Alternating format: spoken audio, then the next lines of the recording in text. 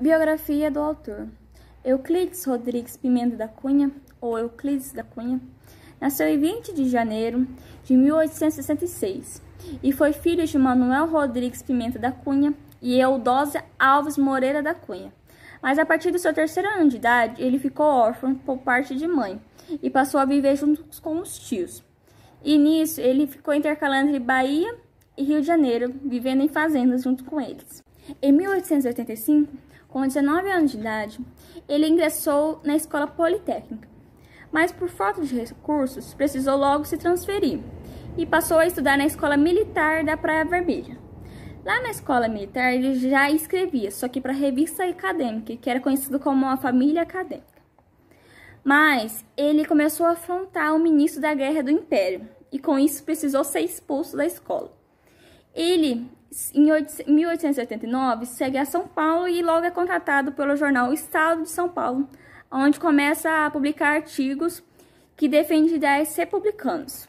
Euclides foi escritor, jornalista e professor brasileiro e autor da obra Os Sertões. Ele foi enviado para corresponder o que estava acontecendo no sertão da Bahia, mais específico na cidade de Canudos. Lá que acontece a ideia do livro Os Sertões. No livro, ele vai analisar e narrar o que aconteceu durante essa guerra, o que ele viu e tudo mais. E em 21 de setembro de 1903, ele foi convidado para ocupar a 7ª cadeira na Academia Brasileira de Letras. Eu sou a Stephanie e eu vou falar um pouco da história de Euclides da Cunha e o que levou ele a escrever a obra Os Sertões. Com a explosão do conflito de Canudos, Euclides da Cunha ele retoma sua colaboração com o jornal Folha de São Paulo e em 1897 ele vai para a Bahia para atuar como correspondente de guerra. Então ele basicamente relatava tudo o que acontecia lá no conflito e enviava para o Jornal Paulista. Ao voltar de Canudos, Euclides ele vai para São José do Rio Pardo para atuar administrando a construção de uma ponte sobre o Rio Pardo. E foi nesse mesmo período que ele começou a escrever a obra Os Sertões, que foi publicada em 1902. Ele retornou do sertão em outubro desse mesmo ano. Ao regressar para o Rio de Janeiro, Euclides ele começa a trabalhar no Itamaraty, ao lado do Barão do Rio Branco, e em 1909 ele presta concurso para cadeira lógica do Colégio Pedro II, onde ele lecionou por menos de um mês até a sua morte. Euclides suspeitava de que sua esposa estava traindo, então ele vai até a casa do amante, que também era do exército e era atirador. Euclides vai lá com a intenção de matá-lo, porém esse homem acaba disparando 3 vezes contra Euclides, acertando em seu coração, o levando à morte. Euclides morreu no dia 15 de agosto de 1909, no Rio de Janeiro. Oi, eu sou Micaele e meu grupo ficou responsável por falar sobre a parte A Terra do livro Os Sertões, de Euclides da Cunha.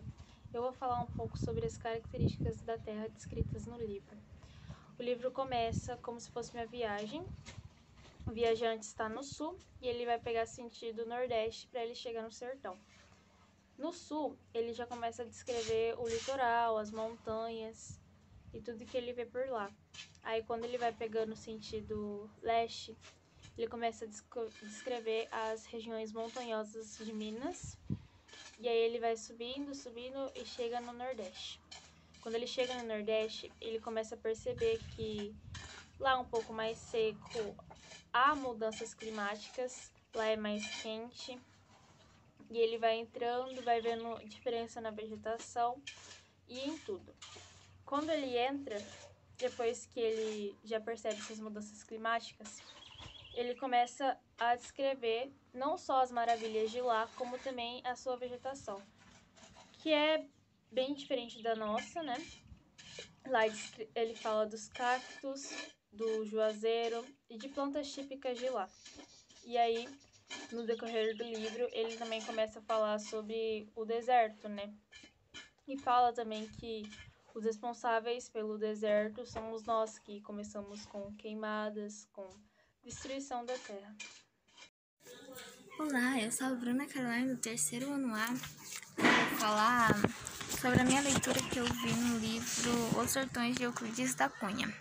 Bom, no livro, ele trata a trajetória dele até o sertão, e quando ele chega no sertão, ele vê uma biodiversidade completamente da que ele já tinha visto em outros lugares.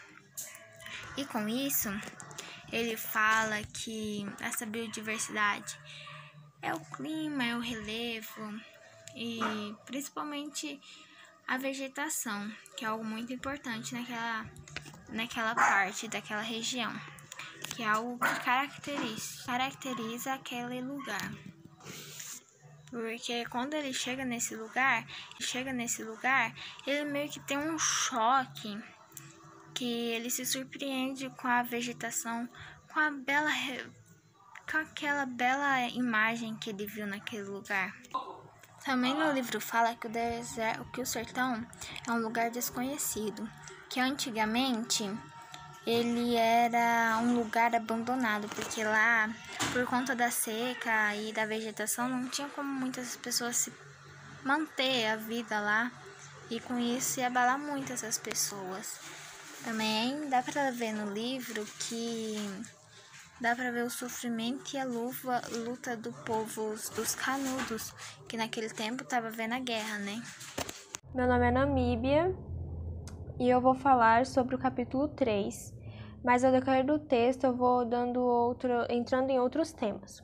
Bom, o capítulo 3 ele começa com o tema o clima. Ele fala quando o Euclides da Cunha chegou em primeira análise lá no sertão, ele define o clima como que havia diversas características topográficas, geológicas e vários agentes físicos também, que ele não poderia afirmar qual que era o clima predominante daquela região.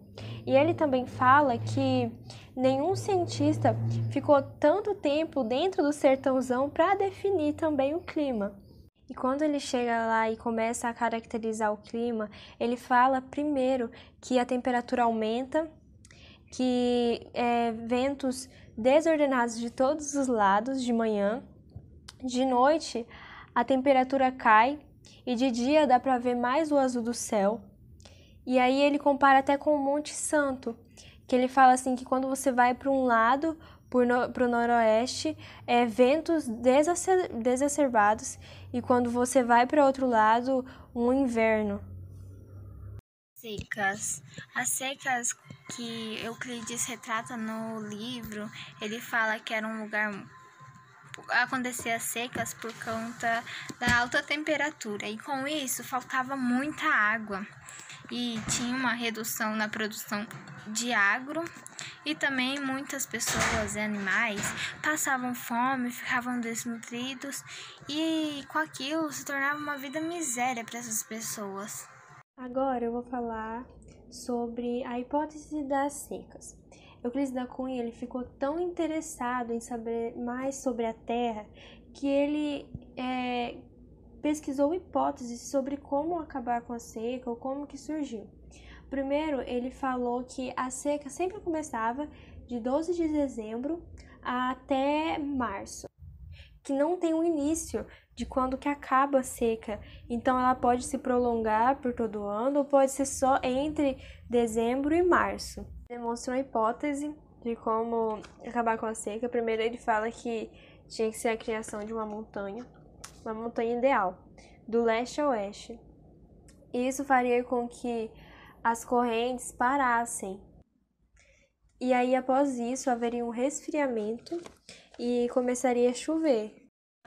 Já as caatingas, localizadas na região nordeste do país, Euclides falava que a travessia das veredas sertanejas eram mais exaustivas que um estepe de pneu na rua, porque a vegetação lá era muito, como posso dizer, seca. Eram muitas plantas com espinhos, árvores sem flores. por conta disso, era meio complicada a travessia dele. E também o livro traz que as vegetações sertanejas eram muito importantes porque facilitavam a condensação de vapores trazido pelo vento. E com isso dava origem a novas plantas e surgia plantas que ajudavam muito esses sertanejos passar a noite ou ficarem se protegendo por um tempo. Na Caatinga, ele fala das vegetações também. E aí ele cita algumas que ele viu no caminho, né? Aí ele fala do juazeiro, que quando ele chegou era verde, cheio de frutinhas amarelas, cores de ouro. Fala sobre os cactos que eram originados já de lugares quentes e que davam um aspecto mais rústico para o local. Existe uma árvore chamada umbuzeiro, que é uma árvore sagradas para o sertanejo, porque ela era uma árvore que dava frutas e também a árvore servia como uma fonte de alimento para os bois. E a umbu, como que é o nome dela também, chamada, ela predomina muito a região do Nordeste, até nos hoje em dia. Aqui tem uma foto dela. E é essa, a planta chamada umbuzeira, que é a árvore sagrada.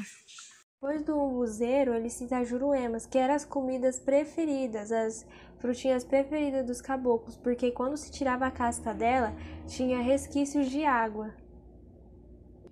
E aí, quando ele olhava para o cenário e via flores alvíssimas do umbuzeiro e sentado comendo a juruema, ele exclamou: o sertão é um paraíso, e o sertão é um paraíso de novo, porque ele viu ali um lugar que ele se achou dentro do lugar. No capítulo 5, ele fala sobre a categoria geográfica que a Egeu não citou. Fala que ele viajou para diversos países, como a Venezuela, diversas ilhas, e ele buscava o conhecimento geográfico dessa ilha, o que prendia as pessoas naquele lugar. E quando ele chegou nos sertões do norte, ele faltava uma parte, porque ele não sabia o que prendiam essas pessoas naquele lugar. Ele fala que lá o homem luta como as árvores, em busca de reserva energética, quando não tem chuva. E quando chove, a vegetação muda, os vales que eram secos possuem água, as flores crescem, a vegetação muda e disfarça a dureza que representa o local. Cai a temperatura e vira um novo tom de paisagem.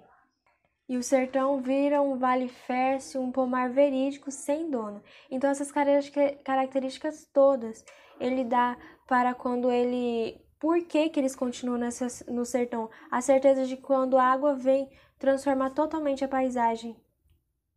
E aí ele entra no tema que a natureza não cria geralmente os desertos. E aí entra em um próximo tema, que é como se faz o deserto.